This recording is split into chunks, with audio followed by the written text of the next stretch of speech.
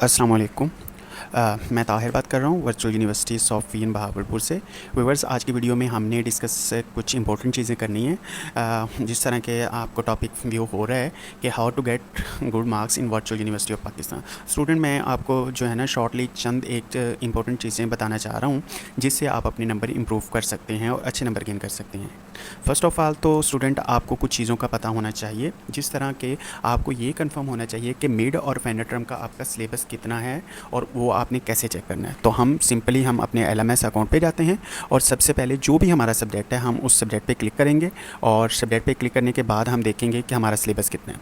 Student, जहाँ पे हम वीडियो लेक्चर सुनते हैं वहाँ पे सिलेबस भी कंफर्म उन्होंने किया होता है। जिस तरह के ये मिड टर्म एग्ज़ाम लिखा हुआ है, तो इससे जितने भी पहले वाले लेक्चर हैं वो मिड टर्म आपके जो है ना एग्ज़ाम में जो है वो होंगे। तो वो आपका मिड टर्म का हो गया सिलेबस, और मिड टर्म के बाद जितने भी आपके लेक्चर हैं वो आपके फाइनल टर्म का सिलेबस है। अगर किसी स्टूडेंट का ये डाटा अपडेट नहीं है, जिस तरह की ये इस सब्जेक्ट का है, तो आप ये कंफर्म कर लें अपने एंड पे कि आपका टोटल जो सिलेबस होता है उसका हाफ, जितने भी लेक्चर बनते हैं, जितने भी टॉपिक बनते हैं, वो आपका मिड टर्म का सिलेबस होता है। तो एक चीज़ तो आपने ये चेक कर लेनी है। सेकेंड जो मैंने डिस्कस करना चाह रहा हूँ स्टूडेंट आपसे, वो ये है कि आप इसके साथ अपनी ग्रेडिंग स्कीम को भी चेक करें। काफ़ी सारे स्टूडेंट को ग्रेडिंग स्कीम के बारे में कंफर्म नहीं होता, तो उस हवाले से मैं आपसे डिस्कस करना चाह रहा था कि आप ग्रेडिंग स्कीम कैसे देख सकते हैं। मैं होम पे जाता हूँ।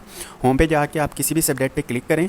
क्लिक करने के बाद आपको ये जो लास्ट लिंक है लेफ्ट साइड पे ग्रेडिंग स्कीम का, इस पर क्लिक करें तो ये हमारे सामने पूरे सब्जेक्ट की ग्रेडिंग स्कीम ओपन हो गई। तो जिस तरह इसमें बताया गया है कि ये फाइनल टर्म पोर्शन है, ये हमारा क्विज़ पोर्शन है, असाइनमेंट 6% और जीडीबी 5%, जिस तरह के मिड टर्म 24 और फाइनल टर्म 65। तो स्टूडेंट, इसमें हमें ये देखना होगा कि ज़्यादा वेटेज किस चीज़ की है। मैं ये कि जिसकी जितनी ज़्यादा वेटेज है उसकी उतनी ही इंपॉर्टेंस और अटेंशन हमने पे करनी है। बाज़ का तो होता ये है कि अगर कोई जीडीबी स्टूडेंट की आ गई है या क्विज़ आ गए हैं, तो एक आध जीडीबी और क्विज़ को लेके वो बहुत ही ज़्यादा डिस्टर्ब हो जाते हैं। बाज़ का तो वो अपने क्विज़ को सही से अटैम्प्ट नहीं कर पाते उसी वजह से, और फिर अपने फाइनल टर्म की तैयारी नहीं सही से कर पाते। तो स्टूडेंट, अगर आपकी कोई जीडीबी क्विज़ हैं तो उसकी वेटेज बिल्कुल बहुत ही कम है, मिनिमम है, तो आप उस हिसाब से अटेंशन पे करें। आप कोशिश करें कि आपके जिस पोर्शन में ज़्यादा नंबर हैं आप उस पर एफर्ट ज़्यादा करें ताकि आपके वहाँ से मैक्सिमम नंबर गेन हो जाएं। ठीक है, तो इसका मतलब ये मैं कतन ये नहीं कहना चाह रहा कि आप जीडीपी पे ज़्यादा अटेंशन ना पे करें, आप करें, लेकिन आपको ये पता होना चाहिए कि आपकी किस पोर्शन में से आप कितने नंबर मैक्सिमम गेन कर सकते हैं।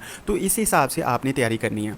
इट मीन कि अगर आपकी जीडीपी या क्विज़ एक आध मिस भी हो गया है तो कोई ज़्यादा नुकसान नहीं है, आप कंटिन्यू रहें और अपने मिड और फाइनल की तरफ आपने फोकस रखना है। मिड टर्म का जब मैं बार बार डिस्कस कर रहा हूँ तो देखिए, आपके इस दफ़ा जो अभी एग्ज़ाम होने जा रहे हैं स्प्रिंग 2021 के, तो इसमें मिड टर्म एग्ज़ाम नहीं होंगे, इसमें ग्रैंड क्वीज़ होंगे। तो इसलिए उन्होंने क्वीज़ की वेटेज को बढ़ा के 24 कर दिया है। स्टूडेंट, आप अपना स्टडी स्कीम और ग्रेडिंग स्कीम लाजमी चेक करें। अगर किसी भी सब्जेक्ट का आपको अपडेट ग्रेडिंग स्कीम या फिर इस तरह आपको स्टडी स्कीम जो है सिलेबस का अपडेट नहीं है, तो वो मैंने आपको बता दिया है कि हाफ़ आपका जो सिलेबस होता है वो मिड टर्म में आता है और सेकंड हाफ़ आपका फाइनल टर्म में। और ग्रेडिंग स्कीम अगर किसी सब्जेक्ट का अपडेट नहीं है तो वो भी तकरीबन इसी रेशो में होता है। जिस तरह ये है तो इसमें आपका मिड टर्म का 45 है और जो क्विज़ मिड टर्म 40 है और फाइनल 45 है।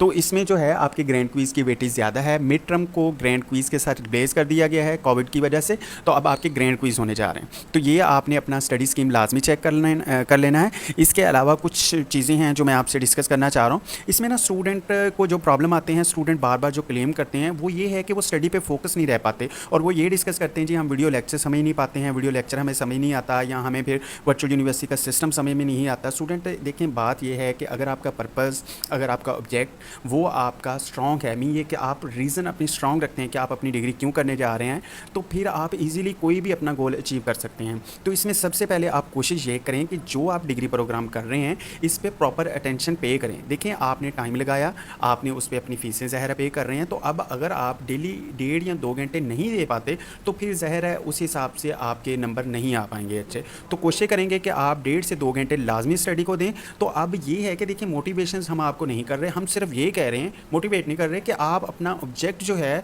पर्पज़ है आपका, जो वाई है कि क्यों आप कर रहे हैं, तो इसको स्ट्रॉन्ग बनाएं और एट द एंड कोशिश करें कि जो सेट आपने गोल अचीव करना है उसको फिर हर सूरत में करना है। उसमें आप किसी किस्म की जो है ना वो इस चक्कर में ना रहें कि आप उनको जो चीज़ों को जो है ना वो डिले करते रहें। और अपनी जो ये जो फर्स्ट पॉइंट इसमें मैंने लिखा है कि अपनी रिस्पॉन्सिबिलिटी को एक्सेप्ट करें कि आपने कोई असाइनमेंट है जीडीबी और अपने अपना सिलेबस कवर अप करना है तो उसको आपने ड्यू टाइम में लाजमी करना है। और स्टूडेंट टाइम लाजमी मैनेज करें। यहाँ पे जो जॉबियन स्टूडेंट हैं या फिर जॉब नहीं भी करते उनका यही तकरीबन मेन इशू रहता है जी हमारे पास टाइम नहीं होता। तो देखिए आपने डिग्री प्रोग्राम में एडमिशन लिया है, आप अपनी फ़ीसें जमा करवा रहे हैं, तो अब टाइम 1.5 या 2 घंटे निकालना और वो फिर आप अपनी मर्ज़ी से 24 आवर्स से निकालेंगे। और फिर आपको तो ना टाइम की कोई बाउंडेज है ना फिर आपको कोई प्लेस का है कि आपने यहाँ पे ही एक स्पेसिफिक लोकेलिटी में पढ़ना है, तो ये चीज़ें तो आपके लिए है ही नहीं। तो इसलिए 1.5 या 2 घंटे घर पे टाइम निकालें ईजिली जहाँ पे भी, और आप पढ़ने के लिए एक स्मूथ टाइम टेबल बनाएं और फिर डेली बेसिस पे अपनी अटेंडेंस लगाएं।